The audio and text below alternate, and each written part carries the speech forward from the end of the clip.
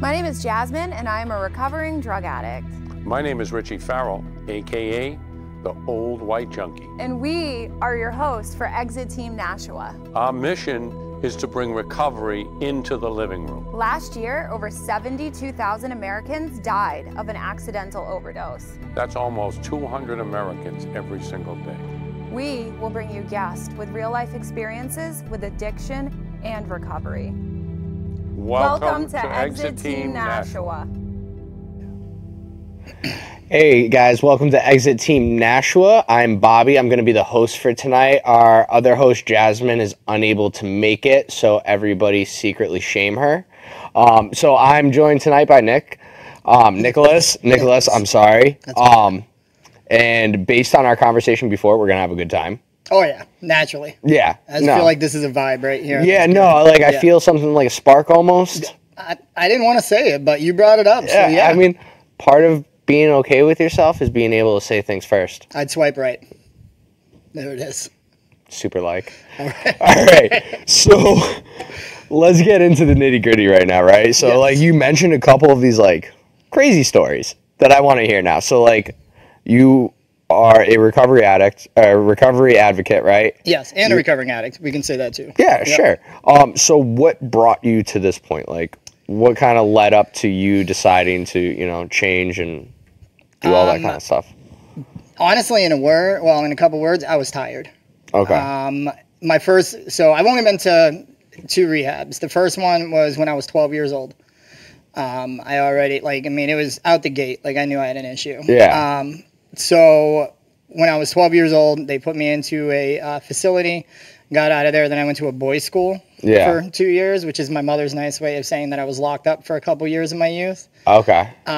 That's when I realized like addiction to me isn't just drugs. Yeah. Because I read constantly, like isolated, didn't talk to people. I can be just as addicted to books as I can to anything else. Anything that takes me outside of myself. Okay. When I got out of there, I decided that I wanted to do what I call reverse retirement. Okay. Which is, I figured when I was old, because I also thought that like 30 was going to be like, you're ancient, you can't do anything anymore. So I decided that I was going to travel and see the country.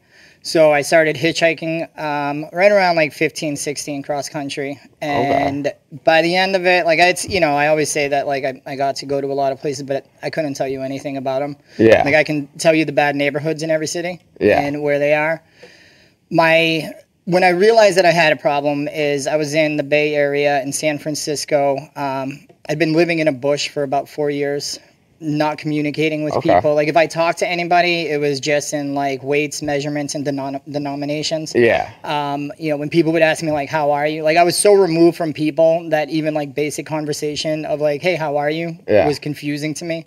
I didn't understand that. I'm like, what do you mean? Like, I live in a bush and I just ate out of a dumpster. Like, how do you think I am, bro?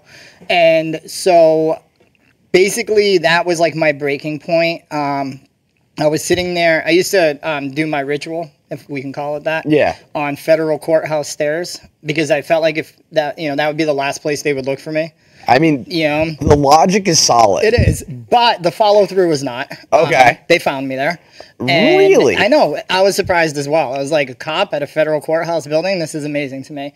And so I fancied myself a writer, and I had a stack of notebooks there because that was my only form of expression, really. Yeah. And so this officer came up and saw me with all of my wares displayed, ready to do my ritual when he was like, so you're a writer? And I was like, yeah, whatever. And he's like, can I read something? And so I was like, yeah, go ahead. And so he grabbed the notebook and he, probably read just the first page that he came to. He handed it back and he said, you know what? I should take you to jail, but you're already in a way worse place. Wow. And, I broke down crying right there. I was like, he's right. Yeah. I couldn't even argue with that. And like the worst thing he did for me was just walk away from me there. Really? And, so I wish I could say like the next day I went and got into recovery. Yeah. I didn't. It still took a while, but that had planted the seed for me. I knew that the way that I was living, I couldn't do it anymore. I always thought that like my addiction only affected me. Yeah. But then like, I would talk to my mom, and since I've been in recovery, I talked to my mother more, and she told me how much what I was doing affected her. Like, where I was just thinking I was doing my own thing, my mother was staying up late at night searching unclaimed bodies. Yeah. And she told me that there were nights where she wished that she would have found me because that way it would have been over. You know, like she could have known at least what was going on. So I ended up coming back to the East Coast, and you know, I was continuing on doing what I was doing, but I thought I had managed it. You know, yeah, I found the secret. Yeah, doing drugs like a gentleman. Right, exactly. Pinky out. You know, always pinky up. Pinky out. You know me, that's actually funny because I'm always pinky up. But so yeah, I was classy. Yeah, you know, and of course. In my sister's basement.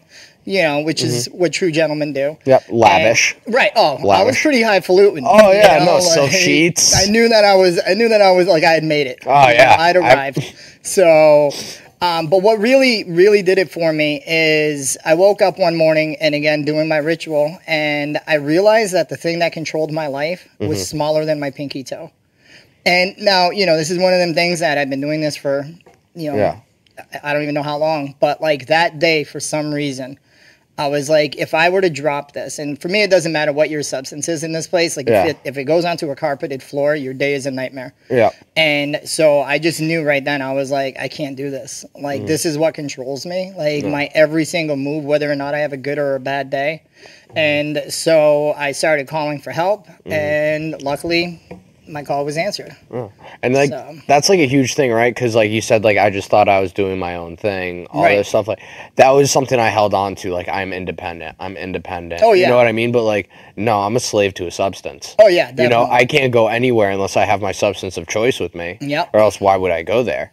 And then 100%. You know what I mean? I was hitchhiking from Vegas one time down to Tucson. Okay. I got about halfway when I ran out and was like, I got to go back to Vegas in case I can't find something right when I get to Tucson. Yeah. Like I couldn't even continue on with the journey. I was like, I got to go back to the beginning so I can start from there. Yeah. You know, like I had no say in it. You know, so. Yeah. No, it called the shots. All the time. You know, but like I lied to myself so much. Oh yeah. That I was just like, no, look at me, I'm hitchhiking. I'm living the dream. Yeah. No work, no responsibilities. I'm basically Jack Kerouac. Oh, 100%. Yeah. You know, and then I think it was Jerry Garcia who said when he had a bit of a drug problem too. I don't know if you're aware, but he said that he loved his heroin addiction because before his heroin addiction, he had so many things to worry about. Yeah. But with his heroin addiction, he only had one thing to worry about, and that was heroin. And so I kind of, romanticized that in my head and was like, yeah, no, that makes sense. Like, I only got one thing. Look at all these suckers going to work and sleeping in beds with blankets and pillows. Like going to bed full. Right. Like being able to buy produce. Animals. Like, yeah. What are they doing? Animals. Couldn't understand it. No, and that's like that delusion, right? That insanity that like I lie to myself so much that like my life is amazing. Yep. And I come up with excuse after excuse after excuse. Like my favorite one I always used to say was like, everybody's got a vice. Oh, yeah. You know, why is everybody judging me? Everybody's got a vice. Yep. I say as I'm nodding off of my mashed potatoes. Mine's just more on display. Yeah. Mine just like, I always felt like I could get fancy with language. Like I wasn't homeless. I was urban camping. Ooh. I wasn't a thief. I was an inland pirate. Like I like that one. I had a lot of fun with language. Yeah. And that helped sell me this, dream. But then at the same time, like I needed to make $1 before I could use the bathroom. Yeah. Like I couldn't buy food because that would take money away from what my real need was. Mm-hmm. So like all of this freedom that I was lying to myself that I had, as we just discussed, was non-existent. Oh, I make money, but like I have to steal 2 honey buns a day to survive. 100%. Yeah. I tell people I'm the best thief you ever met, but yet I'm starving. Yeah. It's like so. No. So. You had that realization, right? That if anything falls on a carpeted floor, my day's ruined, which I feel spiritually. Yeah. And, you started making calls, right? So I called up this place. They had told me, they were like, okay, I think they said it was something like $500. They were like, you can come in. It was a nonprofit organization. They were like, it's $500. Yeah. And I laughed. I was like, lady, you bumped your head. Yeah. I was like, I don't have $500. She's like, all right, well, do you have $40? And I was like, if I had $40, I would have called you tomorrow. Yeah. I was like, I have nothing. Like, what can we do? And so she told me to just keep calling back. And for some reason, at this point in my life, I did. Like, I called again the next day, and I called the next day. And I think it was like the 3rd or 4th day. And they had told me that it was a few weeks waiting list. And they ended up letting me in. And, it was crazy to me because... I had all of these things, like, if I go there and they do this, I'm leaving. If they do that, I'm leaving. And, I went in there and everybody was, like, super nice to me. And I'm like, oh, so that's how they're going to do it. We're going to pretend to be cool. And, there's I I went out and I sat down at the table, and, you know, people asked me, they were like, you thirsty? You hungry? Yeah. And I had never had kindness like that in my life. Like, I just never had anybody just, you know, for no reason. Yeah. Like, are you hungry? Other than I probably looked hungry. I mean, I was sucked up. Yeah. You know, like I was missing teeth. My hair was down the hair and unbrushed. But best believe I thought I looked good. Oh, my God. Like, So my first treatment I went to, I was $140. Yeah. Right? Face was sunken in. Same hair down to my shoulders because I couldn't afford a haircut. Like, why would I spend? That's ridiculous. Yeah, come on. That could be more drugs. Yeah. You know, all this, right? And in my head, I think I look amazing. So I went to the intake, right? They take my picture, and it's this nice Southern nurse. I went down south for a rehab the first time. And I'm like, I look good, don't I? And she's like, oh, no, honey, you really don't. Right. And I was just like, ooh, maybe I'm not too good. Man. I thought that, you know, like when we were going out to the meeting on the druggy buggy, as they, you know, lovingly call it, you know, I'm in the mirror like, look at you. You're gonna score you another work in progress. One of the things that I actually started doing, because, you know, honestly, it wasn't very long before I realized that, like, I had, you know, not been happy with myself. I was never one of them addicts that, like, was like, I want to die. Like, I knew I love life. You know, life is amazing. I have a great time. Even when I was using, like, you know, I'd get lost in books. For me, a lot of my love for life came from literature. You know, like, and anytime I thought that I had it bad, like, I would just read a book by, like, a Russian author, like Tolstoy or you know, Dostoevsky, because I'm like, they know suffering. I know nothing about it, you know? And that would help me, you know, like, realize, like, it's not that bad. But, while I was there, very quickly I realized that the reason why I was doing what I'd been doing and, you know, running the way that I had been was because I wasn't happy with me. And so I started work on that right away. I started every morning by looking in the mirror and telling myself how great I was. And it was super awkward at first. Like, first off, just to look in the mirror. You know, I hadn't done that in a long time. Yeah. But then to make eye contact with myself and say, you deserve this, you know, and that was tricky for me. But I am now, years later, I still do this every morning. Because I need that reminder, because the number one voice that we listen to the most is the one in our head. You know, and so I can tell myself that I'm an awful person and I'll believe it. Yeah. Or I can tell myself that I'm great and I deserve everything that I'm getting in life because I'm working for it, and I'll also believe that.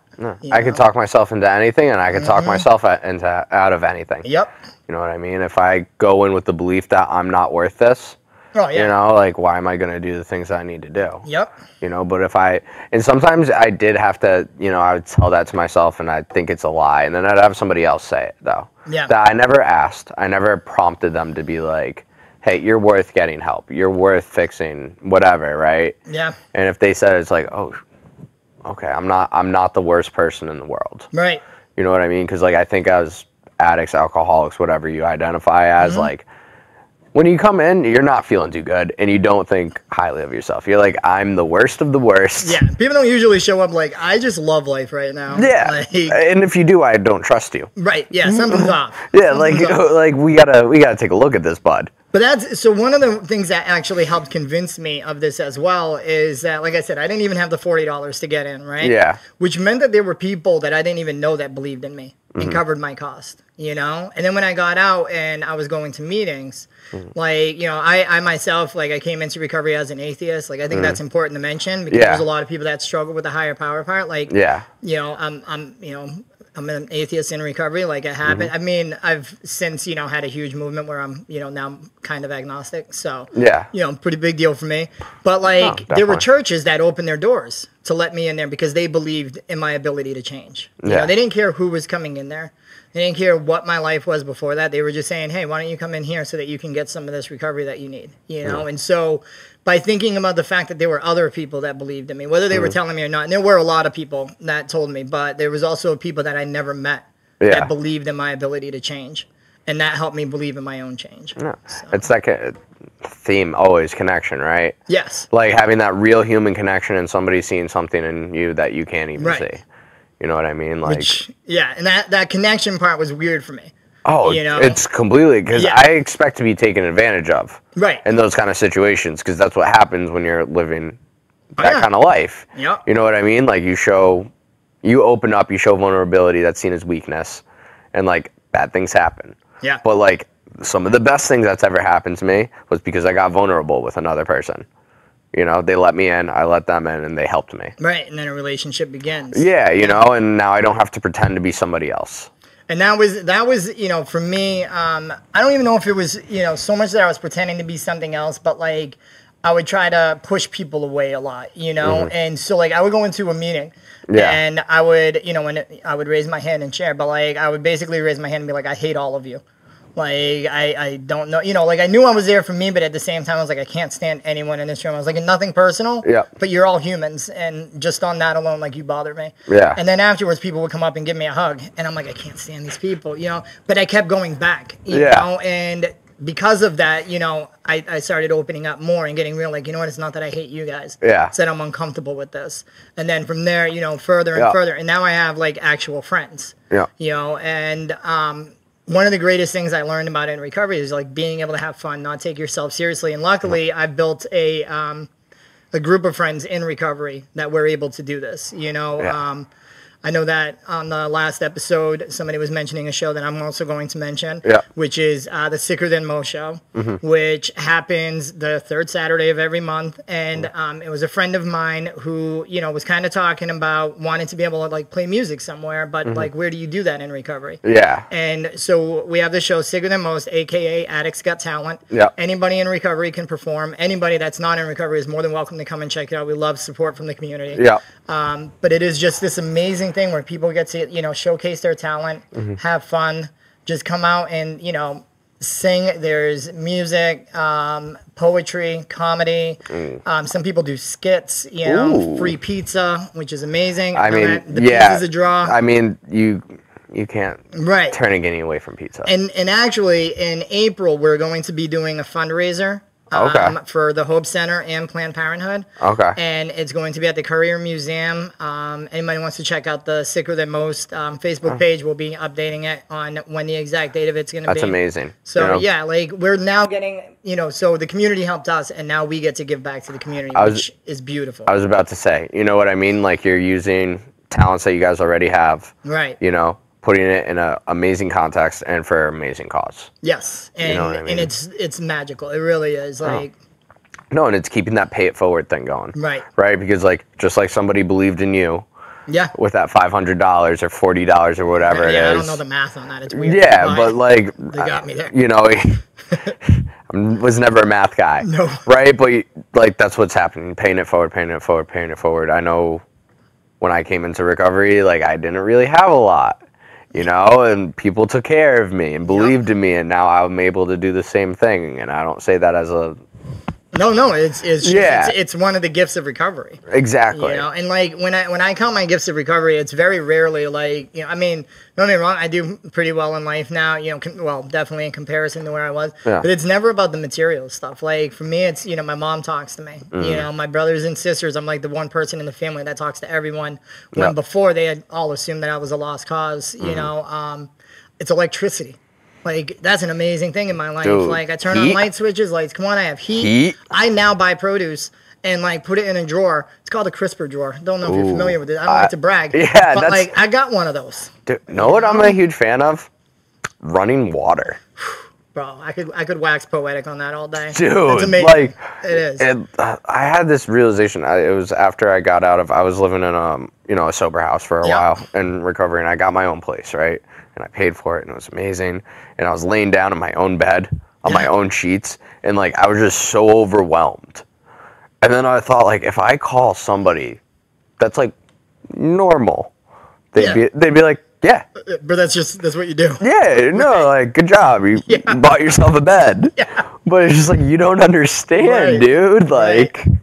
No, and I get that joy, like, and that's one of the things that I try to hold on to for me is gratitude. I lose sight sometimes, like, you know, a little while ago I got in a car and it didn't have I had a car and I got into an accident, so I had a different car, right? And it didn't have a backup camera.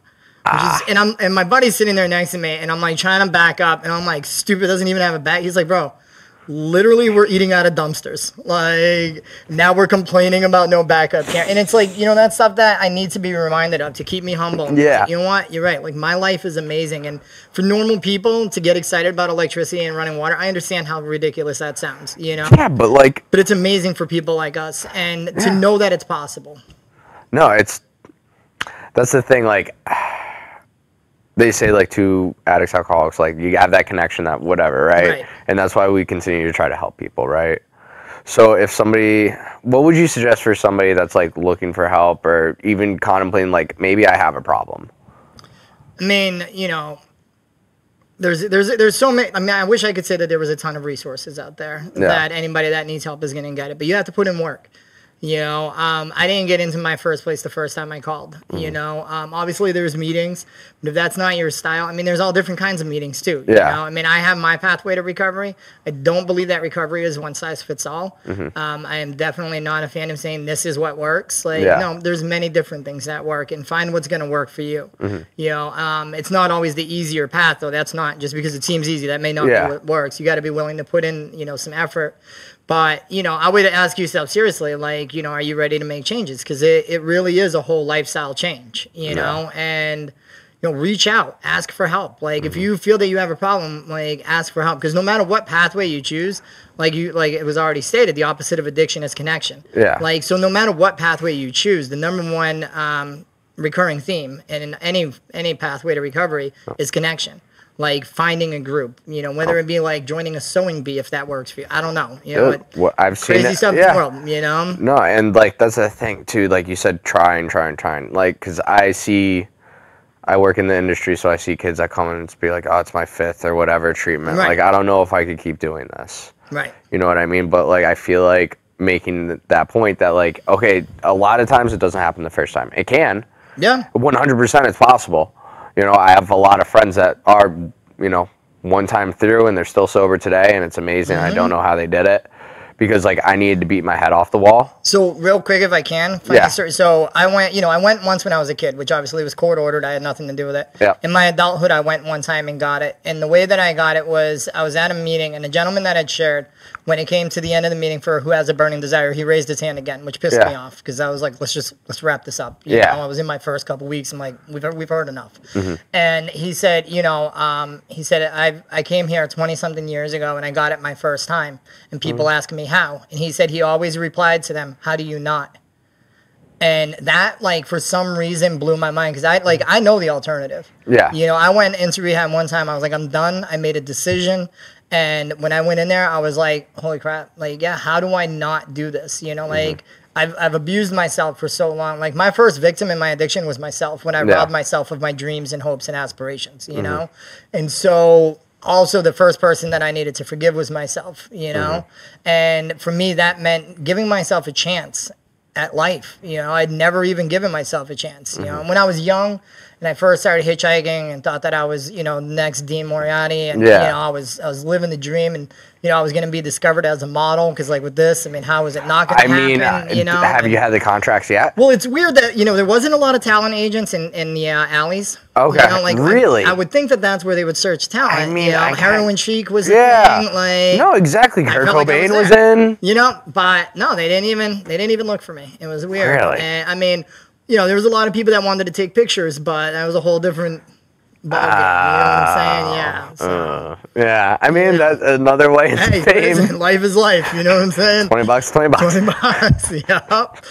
So, you know, but like, I think that honestly, like, you can get it the first time. And I think that is something that's important to stress because I know a lot of people say, like, you know, relapse is a part of my story. Like, that's great. And I understand. And I'm glad that you made it back, you know? Yeah. But for some of us, like, it's not. And it's, you know, I think that people feel like it's okay to relapse. And it is, you know, but it doesn't have to be the path. Exactly. You know? Like, I was always told, like, because I relapsed, I have a responsibility to share what led to it so the next person can avoid it. 100%. Right, because, and like you said, how can you not? Something that was told to me over and over is like, you see these people with multiple years, right? And you wonder how they do it. And it's just like, if you do what they do, you'll get what they get. Right. Right? And it was just like, I overcomplicate those kind of things in my head. All the time. You know, I'll be like, oh my God, is it the shoes? Right. Is he talking about the shoes? Right. I saw that he had a leather wallet and mine's canvas. I don't know if this is going to work. So he goes to this diner for breakfast every morning. Right. Something in the coffee. It's got to be. It's got to be their house blend. Right. It's the key to sobriety. It's the only thing that's left. There's no other options. It's not to work on myself. But I think that and it's important definitely for people that have relapsed to share about that, you know, and I think it's important for people that didn't relapse to share about it, you know, and one thing too, because I know that we're running out of time that I wanted to touch on is harm reduction, you know. Dude, we totally missed it. We did, but that's fine. Yeah. We got a couple seconds here. Harm reduction to me is super important. Like I am, you know, I'm an abstinence-based man. Like I don't do anything, and that's fine. For other people, that's not the case. And I think that the number one thing that, you know, there's a lot of conversations, especially in fellowships, about whether or not, you know, medically assisted treatment, like, can they call themselves in recovery? And that's all bullcrap. You know what I mean? Like, somebody's in recovery if they're trying to better their life. For me, in my opinion. And let me, where's the camera? Whatever. For me, that's my opinion. That's not anybody else's stance. You know, if you agree with it, great. But I think that, you know, once you decide that you want to better your life, you're in recovery. And I think that, you know, there's a lot going on.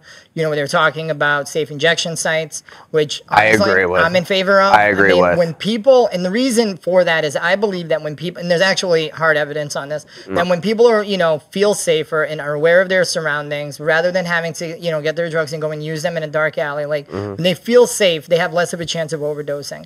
And one of the number one components in recovery is being alive. It's weird how that works, you know. Whatever keeps you here, and like, and if we could cut down on like number of people with Hep C and HIV, because like it's way too common for people to be like, I have Hep C. 100%. I had Hep C. Yeah. Since it being, and that's another gift, is I actually was able to keep doctor's appointments. I was able to get the medication. I no longer have Hep C, you know? It's an amazing time that we live in. But at the same time, like, I also died several times. So when I see people ranting about, like, why are we Narcaning these people? You know why? Because we recover.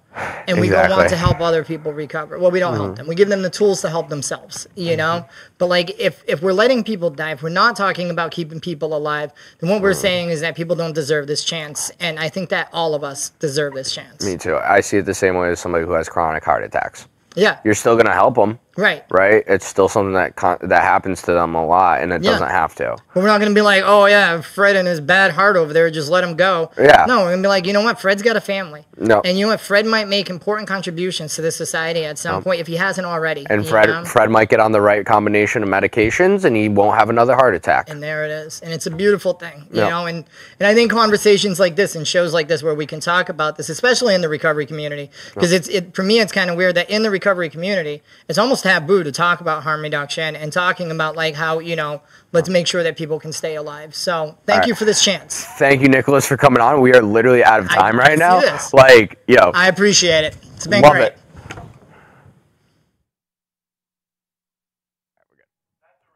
Boom. See what happens when you put two guineas in a room?